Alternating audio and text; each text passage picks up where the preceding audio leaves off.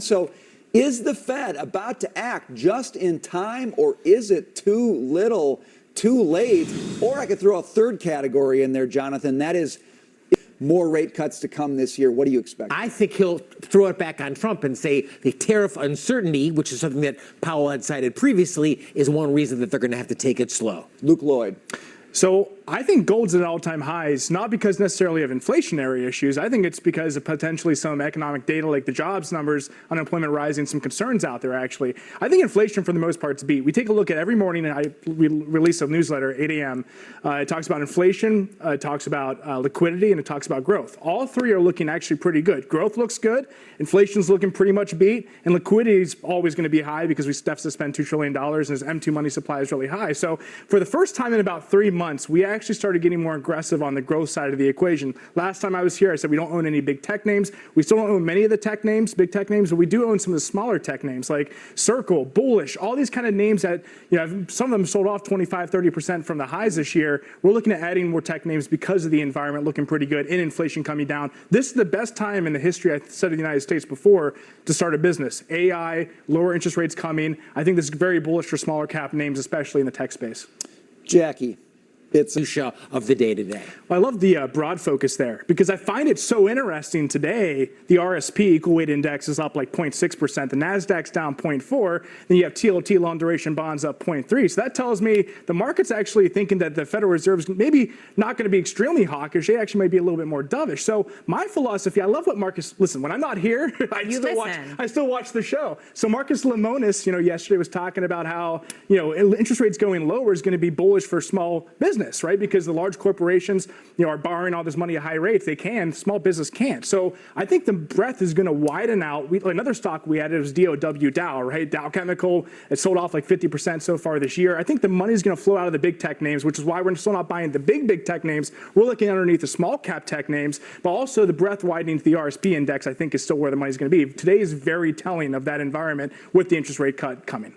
Things we have in common with the UK: free press, free speech, free markets, free assembly. These are the ideas, these are the philosophies that bring our countries together. So I'm glad to see the president emphasizing that and encouraging trade between these two countries. Who would you rather have? Someone that takes action or procrastinates? I know one of the biggest things we take a look at when it comes to stocks is taking a look at the management team. We want management teams that take action, that don't procrastinate on ideas. Trump is taking action, lining these trade deals up. I think this is kind of a what's to come here in the United States when it comes to more nuclear. I mean, I grew up in small town Martins Ferry, Ohio. It was all coal mining and steel mills. And a lot of the politicians, frankly, around the area, whether it's left or right, are talking about bringing the coal mines back. Look, we have to invest in new technology. We owned in our stock portfolios uranium, Cameco Energy before. We sold those because they had such a run up. We bought, like I said, the earlier segment, DOW. It's manufacturing, it's materials, it's around the nuclear sector and that kind of thing. But I think we're going to start seeing nuclear plants pop up in my small town areas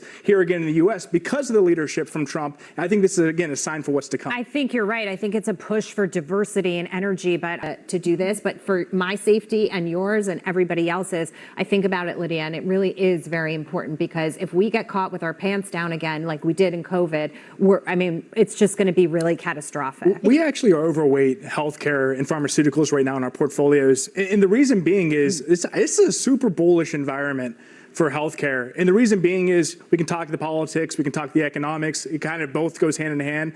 We can talk about AI coming into the sector that really no one talks about.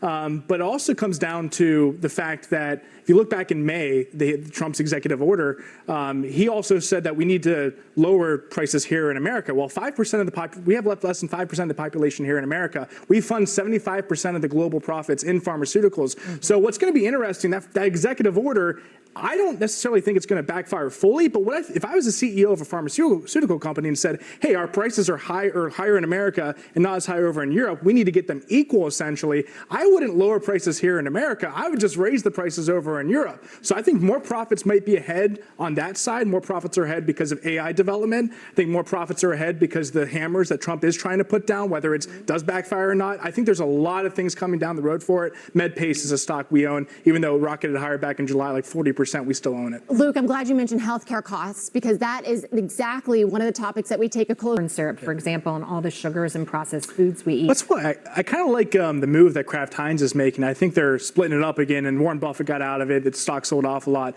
The more efficient these big companies can get, maybe splitting off and focusing on the core businesses, the more they're able to pivot to the current environment of maybe trying to kind of be around America trying to become healthy again, because I think there is that kind of movement. I mean, people are looking for the easy way out, the Ozempics of the world. People, even though the cravings might be lower, they can still maybe have the option to eat this unhealthier food as we kind of transition. But I think these companies are going to be focusing on that here in the next couple of years. I'll just say that I think obesity, ironically, is a mark of achievement in this country. I mean, 100 years ago, it was starvation. There weren't enough calories. So, those big evil food. It's not just a midterm election, but it's the mega agenda that we're voting about here. So I'm actually going to go back to the first topic we talked about, the Constitution of 1787.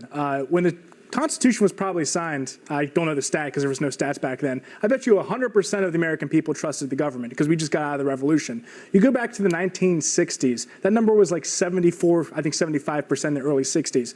Nowadays, that number is like 24, 25% of the American people trust the government. So I think the involvement next year is actually a way to build that trust, to kind of maybe have that transparency a little bit more. And that's what Trump's trying to do, because it's not about him anymore. This next election isn't about him. It's about the whole Republican Party. It's about building that trust with the American people. Going back to 1776, I'm not saying we're going through another revolution. I will say, over the events the past week, there feels like a new energy in the air. I will say that. He wants to galvanize people. Look at what's happening here in New York City. I don't